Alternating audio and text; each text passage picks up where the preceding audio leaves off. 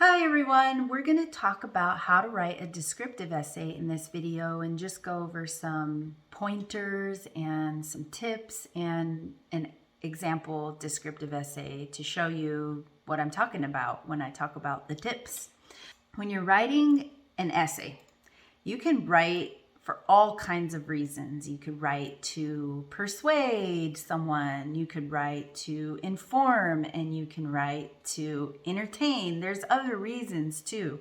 You could be doing it because you have to in a college class or somewhere else, or maybe you want to convince someone to believe you and you're going to use description to convince them of that. Like, for example, maybe you want to convince somebody that global warming, is really happening. And so you'll describe how your hometown has changed and describe all the different environmental changes. Or maybe you just want to entertain and make somebody happy by having them read a description of your really wonderful hometown where you use lots of descriptive language to describe how beautiful and joyful it is. Or maybe you just want to inform someone about where you're from and maybe they're planning on visiting that place, so you use description to describe the place. I'm going to focus on descriptive writing for academic purposes, for essays. Descriptive writing is just another tool for you. When you have to write something, you can use all kinds of different modes or rhetorical modes to develop your ideas. There's so many different types of writing. I'm going to talk to you about descriptive writing. Now, you can use your entire paper and have it be a description essay, or you could just use one paragraph in your essay to be a descriptive essay. So as you know, most, academic papers follow, this common 5-paragraph essay outline, right? So you'll have an intro, and then you have a body, usually with 3 body paragraphs, and then you have a conclusion. So within your outline, when you are writing a descriptive paper, all 3 body paragraphs would be describing. What are they describing? The body paragraphs of your essay are always developing the thesis that goes inside your intro.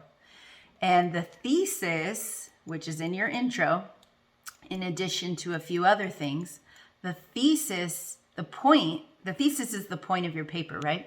So the thesis in a descriptive essay can be, again, for a lot of different reasons, but it could be to describe something, right? So you would have your topic, which would be the person, the place, the thing that you're describing.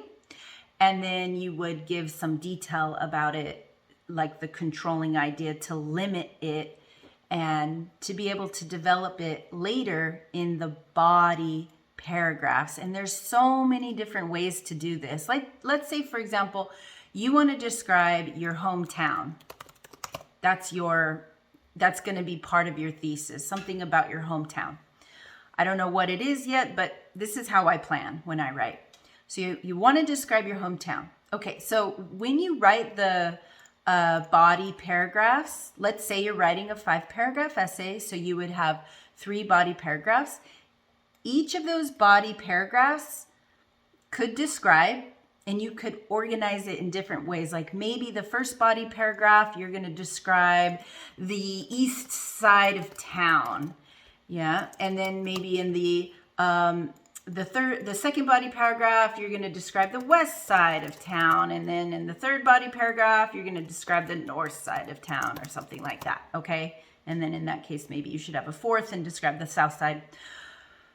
You could organize it like that spatially, or you could organize it in a way where you focus on certain descriptors. Like maybe you want to focus on the sounds of your hometown in the first body paragraph. And then maybe in the second body paragraph, you're going to focus on the smells of your hometown. And then in the third body paragraph, you might focus on the sights or something of your hometown. You can organize it like that, right? But the point is, before you write, I always tell my students, plan an outline, even if it's a simple scratch outline like this without complete sentences. Because as you start to plan it, you can see what you're going to write, and then later on go fill that in. So another thing about descriptive papers, descriptive writing is, yeah, you follow a 5-paragraph essay format, you follow that basic structure, but your mode of development is description. How do you do that? How do you describe? How do you add detail? Okay, so I'm going to talk to you about that. The first way to add a lot of detail to your writing is to use the 5 senses, right? To use the 5 senses. So by that, I mean like sight, smell, touch, taste, and sound. Okay. So you can use those 5 senses to help you be descriptive. I mean, I think that's, for me, the most straightforward way, because as you're thinking about the things you see, or the things you smell, or the things you feel, or the things you taste, and the things you hear, right, then you are able to pull up the details about it. Okay. And then when you pull up those details about the senses, what you're doing is you use adjectives. You use adjectives when you're describing. So descriptive writing uses description, right? And adjectives describe. Adjectives are words that describe. So, if you're describing the smell of a place, use adjectives to describe that smell, right? Use adjectives to describe the sounds, okay?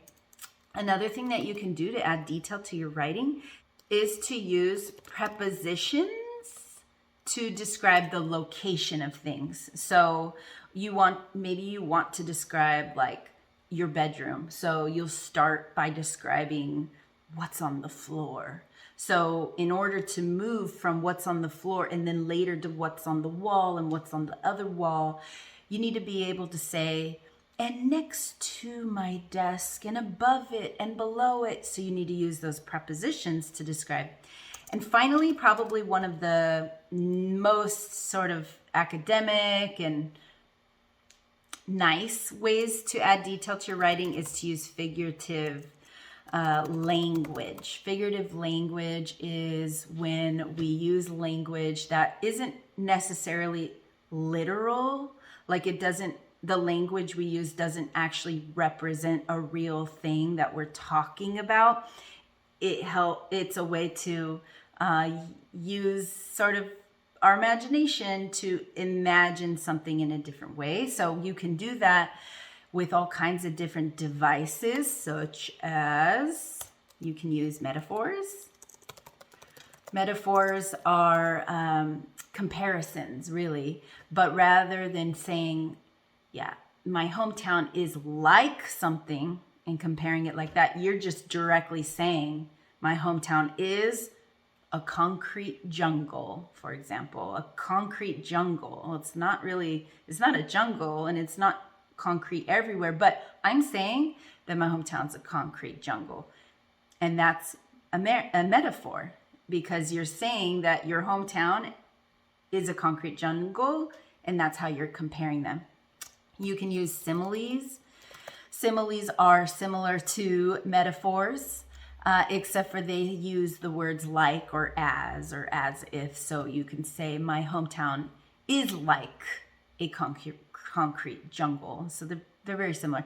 And then another thing is, I really love this one, personification. Personification is when something takes on the abilities of a person. So like if you want to describe the sand at the beach, you might, sand doesn't crawl. It's not able to crawl, but you can say it crawls. And when you say the sand crawls on your skin, then it comes alive. It becomes like a person. It's personification. It helps the reader to feel what you're talking about, because we've all had sand crawling on our skin before. Okay, I'm going to stop there. Those are some tips. Now I'm going to show you a sample paper. So here's a sample descriptive essay. I'm going to read it through and just stop as I find important parts in the paper that I think are important to focus on. Okay, so the title is Dirt, Sky, Creosote, and My Childhood Playground. So you can already get an idea of what this writer is going to write about, the childhood playground, and maybe it's their hometown, or maybe it's a real playground, maybe it's not. But dirt, sky, creosote is going to be involved. In the story, The Immortal Life of Henrietta Lacks by Rebecca Skloot, readers learn the story of Henrietta Lacks and her immortal selves, but they also get to imagine a variety of locations within the story due to the descriptive writing. One such place is the land around the home house that is described in Chapter 2. Skloot writes that after a long day of work on the tobacco farm, Henrietta and her cousins would go to a swimming hole that they had made by creating a dam in a creek where they would swim along among slippery mud and dangerous snakes. Other times, they'd sit next to a warm fire that smelled like burnt rubber from the melting of the shoes. In the yard, on warm summer nights, they'd play tag, jump rope, and sing together until they had to go to bed. Reading this description of Henrietta's playful summer nights reminded me of my own joyful memories of summer nights in my childhood neighborhood. I'm going to stop here. This is the intro paragraph. In an intro paragraph, you always want to have at least two things. You want to have a hook that grabs the reader's attention, and you want to have the thesis.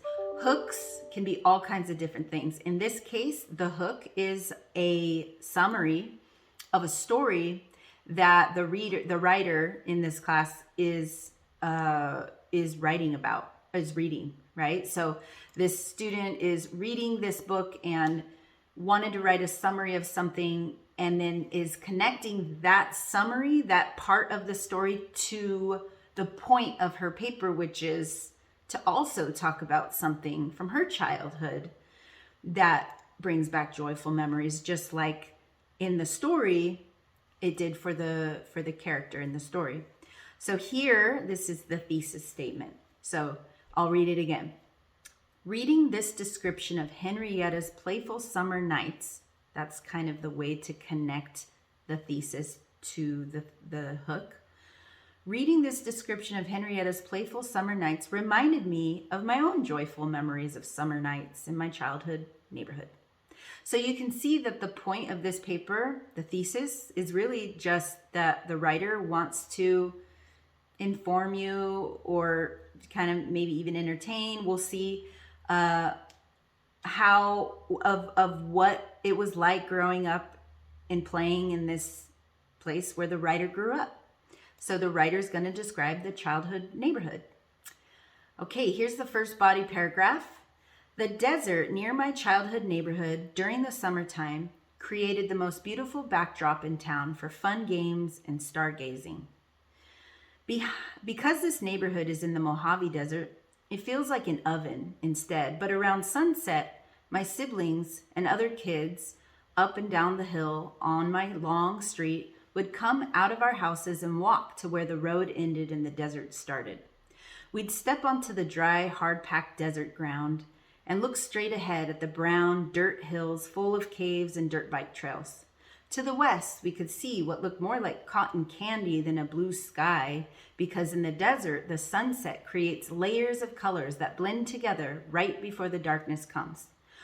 Once the sun would set, thousands and thousands of stars were visible because there were no other lights around to interfere with their brilliance. This desert playground was the perfect canvas for creating memories as a child.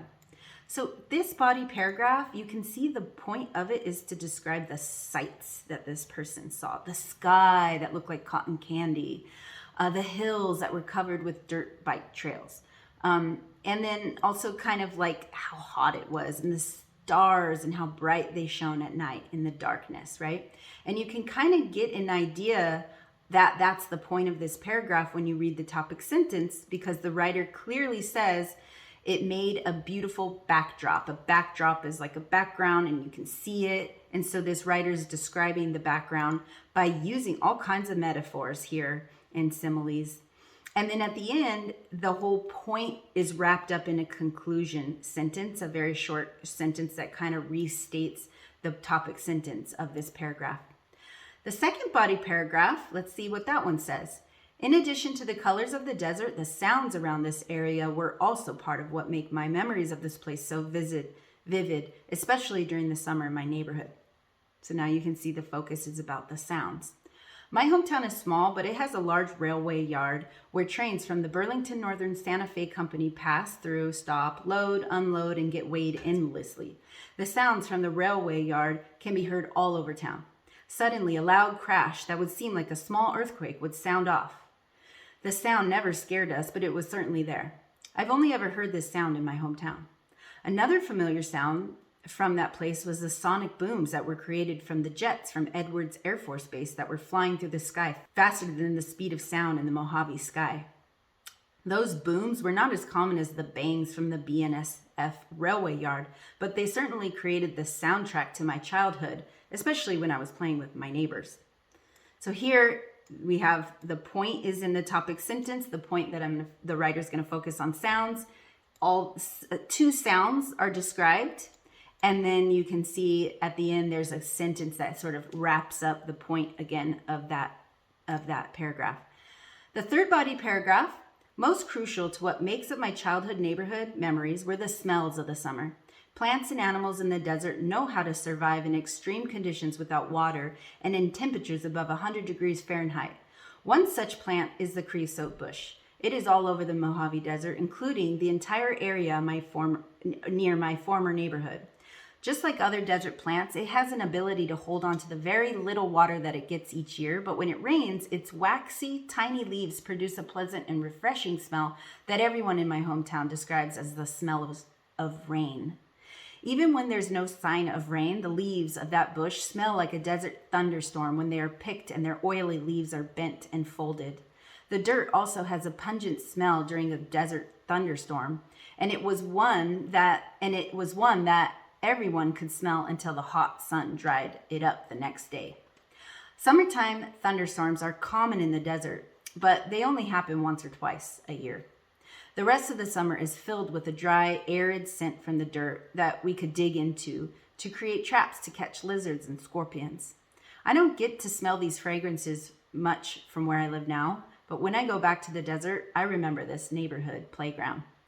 So here it's all about smells. You can see in the topic sentence, the focus is on smells. The conclusion sentence, the focus is on smells. And inside the body, you see all kinds of adjectives. You see you can almost smell it if you know the smell of rain, even though it's different everywhere. And it focuses on 3 different smells here. Finally, here's the conclusion. These pleasant sounds, smells, and landmarks from the large swath of dirt at the end of a street in my hometown contribute to the foundation of positive associations with my hometown, the desert, summer nights, and old friends. Although the sights, smells, and sounds I describe are very different from the ones that Henrietta Lacks interacted with on summer nights near the home house of her childhood, one thing remains the same. Being outside among the elements can create enjoyable memories that endure long into adulthood. Here in the conclusion, all you need to make sure you do is 2 things. One is restate the thesis statement and end with some sort of end hook. So, I started with a summary of the story, part of the story that I'm writing about, that the writer is writing about. Henrietta Lacks, what it was like playing in summer nights. The writer ends with that too, going back to that story. So it's just in an intro and conclusion. And then also the writer ends with a restatement of the thesis saying, these are the things that remind me of my childhood. These are the things that remind me of my hometown. These 3 things. And that's that. So if you go through this on your own, you will be able to identify intro with hook, thesis statement, body paragraphs, each with their own topic sentence that focuses on a different sense, all kinds of details, and a conclusion paragraph with a restatement of the thesis statement and an end hook. And also, I challenge you to go through and look for all the metaphors, the similes, and any personification that you find in there. I hope this was helpful. Bye.